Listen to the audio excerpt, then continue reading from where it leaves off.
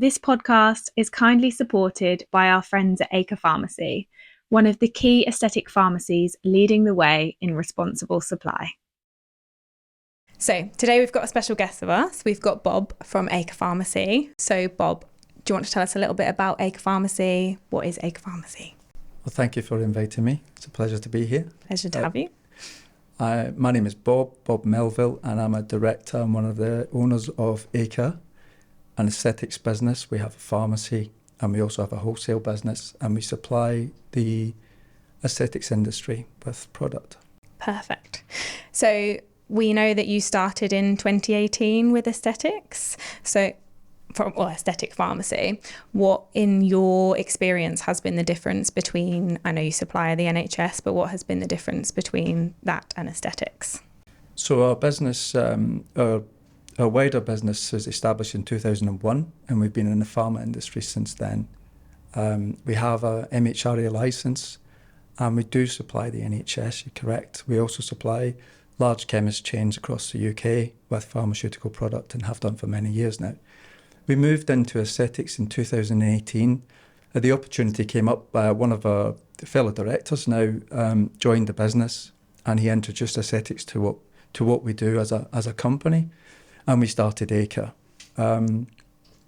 We then applied for a licence for a pharmacy, which we then had granted in April 2019, and we've been working as essentially an aesthetics pharmacy within the industry since then. So Bob, how, obviously going from one to the other, what would you say was your biggest take home? How did you find that transition from going from one to the other? Well, what was really interesting, slightly unsettling to some extent, we've got a real heritage of handling pharma, warehousing, distribution, temp control, all of that goes with pharma without saying MHRA licence. So, really making sure everything's belt and braces, ultimately so that anything that goes into the hands of a patient has been handled correctly and looked after properly. We found, being completely honest, aesthetics was a bit of a shock when we first arrived in the industry, because... You don't think it was unregulated, do you? Well, I'm not saying... I wouldn't, dare you? I wouldn't say it's wholly unregulated, because that would be unfair to say that. But what we would say is that we handle every product the same, whether it's a pharma product or whether it's a medical device. So essentially our pharma heritage means that everything we do is done, we believe, is done correctly, is done the right way. And we treat the devices the same. Now, medical devices within aesthetics is obviously a huge part of what goes on. And we were just surprised that, and I think still remains to this day, it's quite haphazard within the industry and how these products are handled, stored, distributed.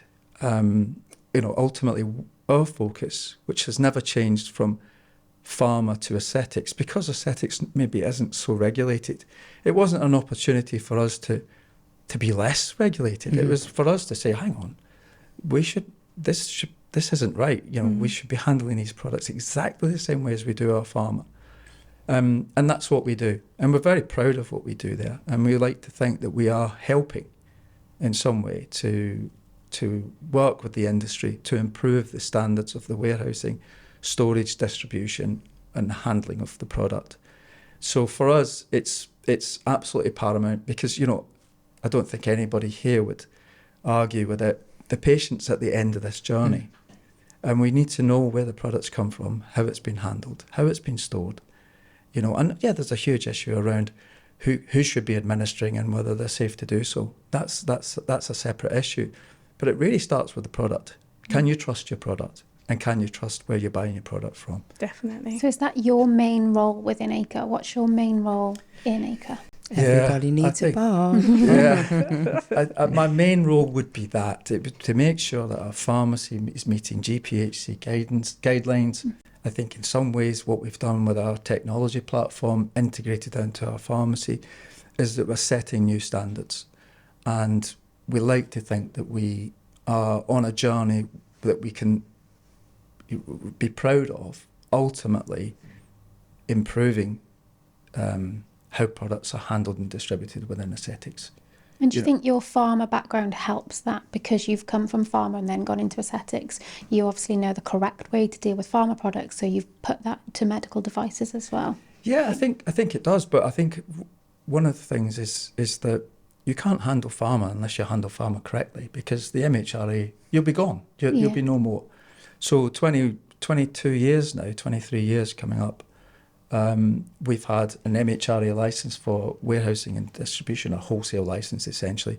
We also have a GMP license and GDP license. So GDP is good distribution practice. Yep. That means we handle and distribute the products correctly as per is required for medicines. But we also have GMP, so on site we have a manufacturing license, which means that we can change packaging, we can make changes under license with the MHRA. So that kind of heritage and that kind of regulatory structure that has to exist. We have 32 members of staff in our regulatory team on site. That leaves us with nowhere to go but making sure things are done correctly. Can I ask you, Mum? Sorry to interrupt. So that sounds, from someone who's just CQC licensed, hearing that makes me shudder with the amount of paperwork that you must have to do.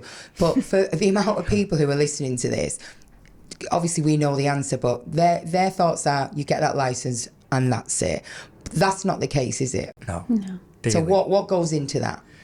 So to maintain the license is the core. So obviously you're constantly looking at your processes. You're looking at everything you do, and you are analysing what goes wrong, why it went wrong, and how do we prevent it going wrong.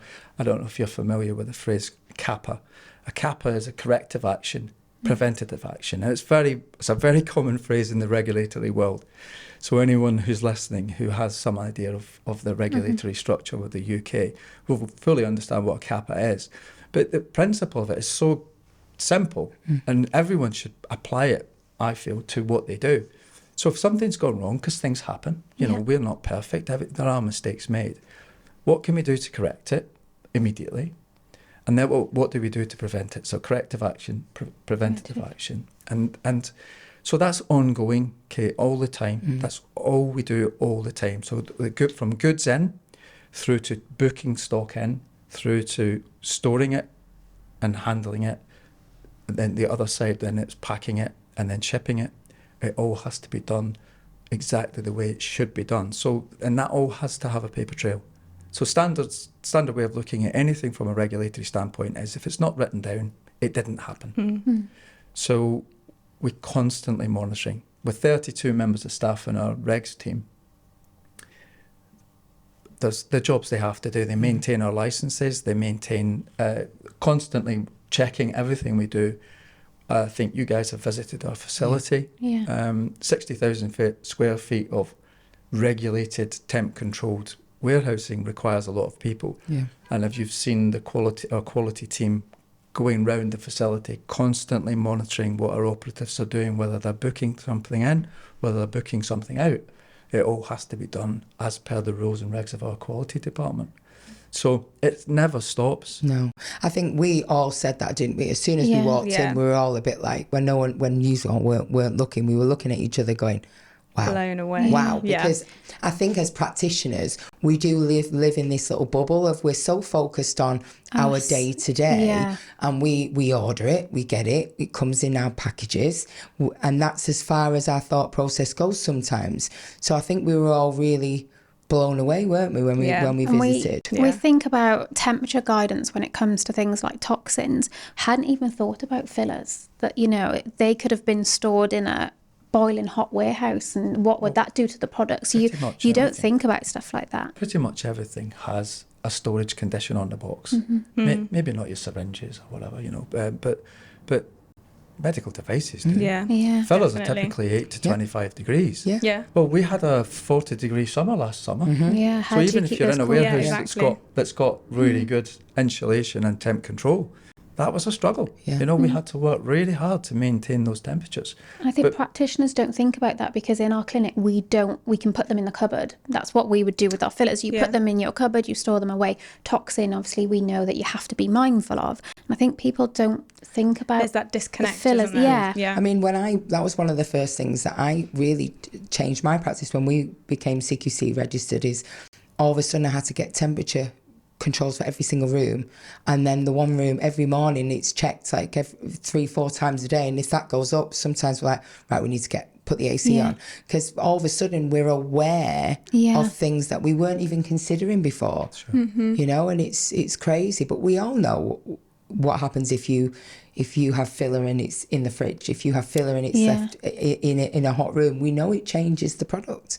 So why are we not aware? Why are we not considering these things? It's mental, isn't And it? before it gets to us, we don't consider whether it's been kept somewhere that's managed its journey. It comes from training, doesn't it? When you very first start out, you're taught about where to buy these products from, responsible pharmacies, where to shop, but you're not actually taught about how to control and have these products on the shelf, and how does it change and things like that, because we know that now, but I wouldn't have known that when I first started out about what products makes and a temperature. sensible pharmacy. Yeah, sure. exactly. When we first entered the industry, we were the new boys, and everyone's who are these guys, the Backstreet Boys or whatever you want. I'm going to call you that now. From now We're on. in that stage now. We're just starting up, and everyone's looking at the Nurse Network thinking, who are these guys? And I think, certainly people throw stones, and ultimately, what we tried to do, and it's changed us to some extent, what we did is we opened our doors.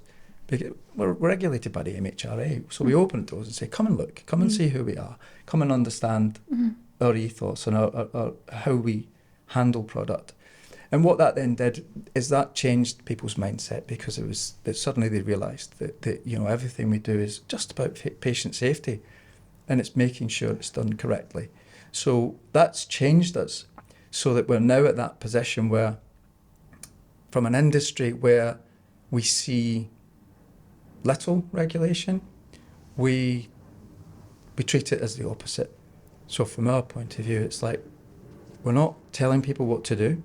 We're just saying, if you want to know what we do and why we do it, then we have an open door. So anyone who wants to talk to us about that, we're happy to do so.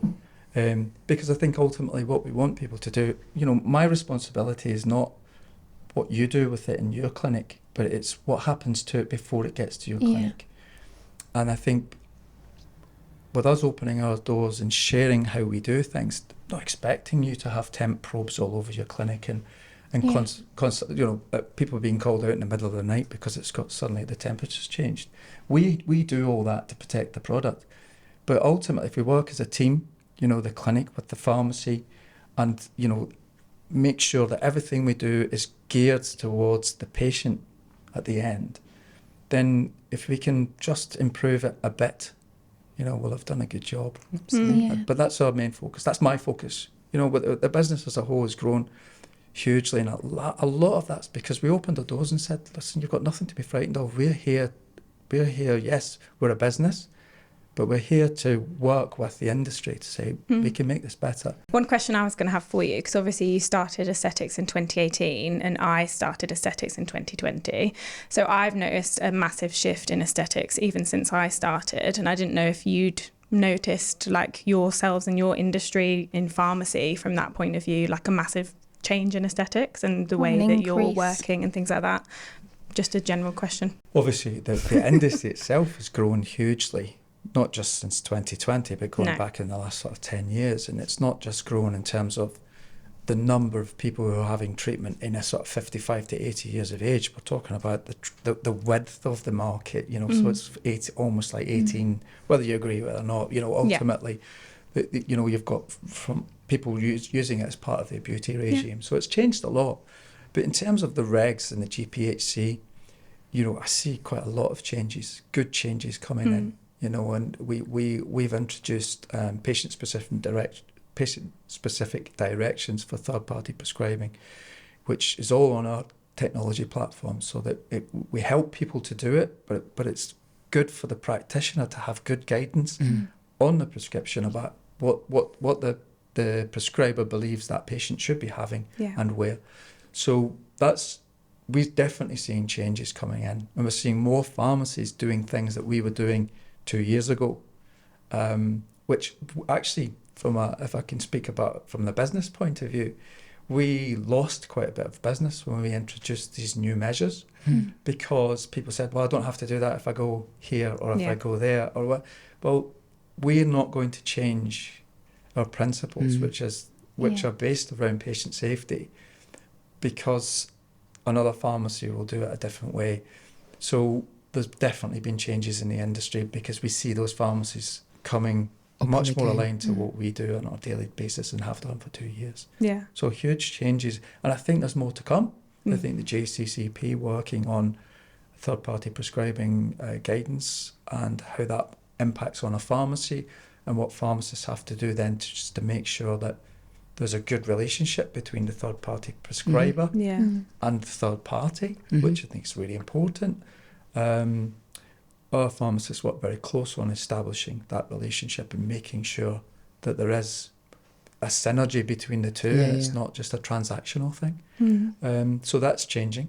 I think everything for me is changing for the better. Yeah. Yeah. You know, I think Medical Device Directive, which is a European thing, which doesn't really apply in the UK, but the MHRA is now starting to get involved in med devices, so it's coming. And what So- does that look like then in Europe? Have they got better regulations around medical devices than us at the moment? I would say yes, because I'm very much coming from that side of things. But what the MDR did in Europe, or does in Europe, it means that almost like you have to do with medicines, you have to be registered. The authorities need to know that you handle medical devices. So not a random person can't go and buy a medical device. No, we can still have a bit of that in the UK though at the moment. Yeah, But I think it's coming. MHRA are definitely being more involved in med devices. that's a Then positive. they- Yeah, that's a massive positive. Yeah. So I think to wrap this segment up, I think the next question probably should be, just to wrap this particular thing, is why have the Nurses Network and Acre partnered? And I think you've just alluded to all of that. You've talked about the fact that you evolved from pharma to the aesthetic world, and you upped your game. You'd seen an industry that needed some areas of improvement, and you came in it. You didn't question, you didn't drop your ethics or standards. You came with it with the same level, and that standard has been lifted. And I think that's kind of where we're We at with are at the what we moment. want to do. We wanted to create a platform that was a new community, an innovative one that represented the industry now. And I think that kind of lends itself to wrapping this section up. You know, Yeah. the partnership is so organic in that sense. Yeah. Patient safety is the end goal for both Always. organisations. But So, because it's Definitely. new doesn't make it wrong. no. And I think that's where both parties here Yeah. feel the same. Now, we haven't come into the industry to tell the industry what to do. Mm-hmm. No. We've come into the industry and found that it doesn't do things the way we quite do them. Some people do. Yeah. You know, I certainly wouldn't be talking about everyone. But we won't change our standards because the industry allows us to have slightly lower standards. Yeah. But because we're new doesn't mean we're bad people, we're wrong, you know, and I think the same with the Nurses Network. It's a new opportunity to look at things from a different angle Perspective. and move the industry forward, hopefully. And if people want to come with us, then come with us. And if they don't, they don't.